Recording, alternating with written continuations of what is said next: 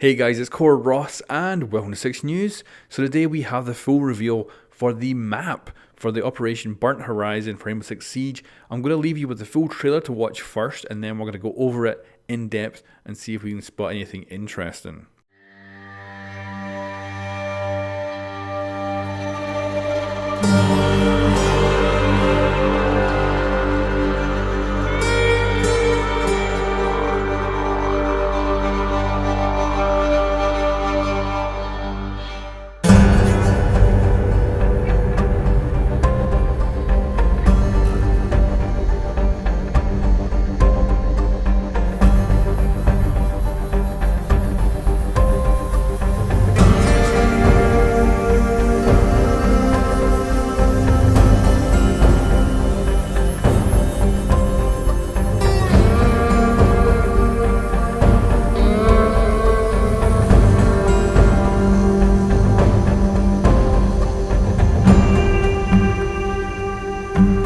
So first up guys, we have this beautiful shot down the road. This looks awesome. I was kind of hoping it would kind of look like this with like just a road outside and not much else to it. And it just looks gorgeous. Really loving it. Very nice sign there. This appears to be like the last place you can get fuel before you are, going into the Outback where there's just nothing. So you need to fuel up before you go. And yeah, that's a gorgeous view. It's obviously not going to play a big part in the map because you don't really spend much time outside. Then we get this overview of the map from one angle, and from this angle it looks kind of small, but we get another angle later on and you can really see that it's a big scale map, and we have this big central building that is definitely all connected together. It doesn't appear to be separate buildings, it's all one solid building, although it looks a little bit different. And yeah, it looks really cool. The kind of story behind this is that it's the end of kind of a car chase. And we can see our scrapyard kind of artwork here, which is the kangaroo. Doesn't look quite as cool as the one in the actual artwork for the season. It looks a bit plainer, but still very, very cool. Really like it. And he's sitting just behind that big sign we seen when we were looking down the road. So pretty cool. Then we get this side shot off the building, and you can see it's pretty long. There's a lot of windows, but they all appear to be barred up. There's probably only a few accessible. That seems to be a common thing now with rainbow maps, is there's not that many windows.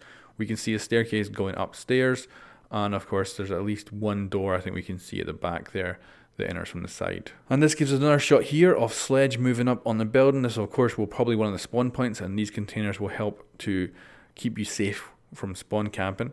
And then we have an actual truck crashed into the side of the building.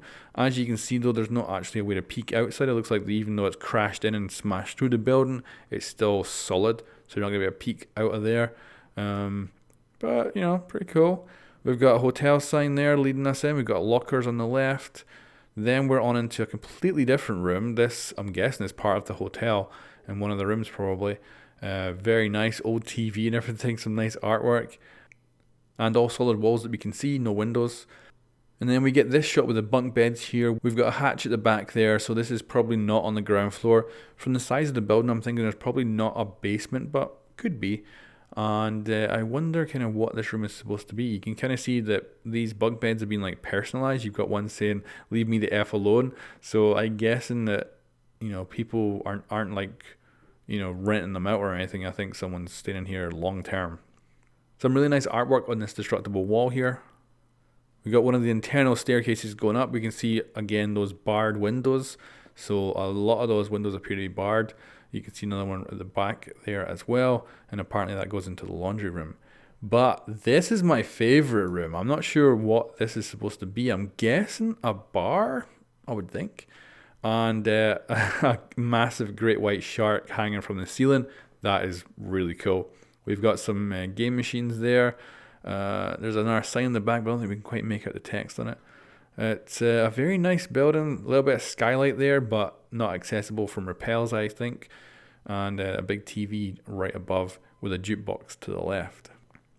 Now here we've got a kitchen with Capcan reinforcing the soft wall. And nothing too special to take out of this.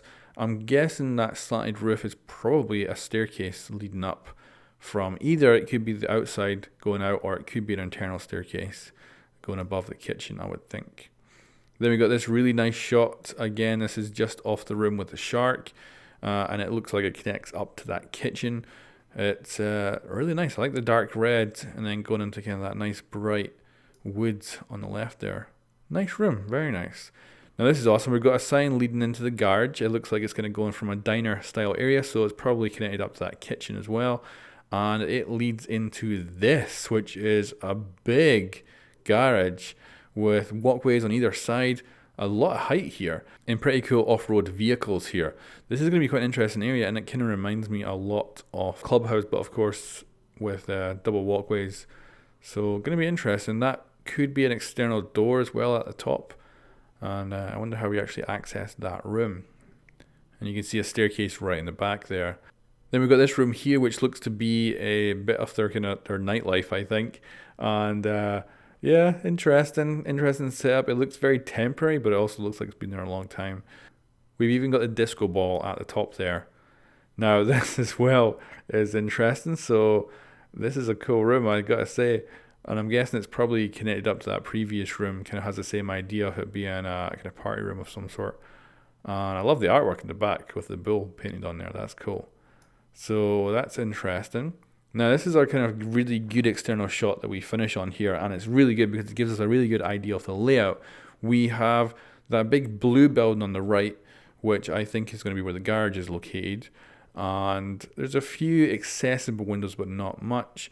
Then we've got the motel, which appears to be the yellow part, and then the red building at the back I think is more the diner. That's kind of my guess anyway from what we've seen so far, and it looks good. I quite like it. I would have loved if the buildings were a little bit more separated, so you kind of did have to cross out as a defender to get through.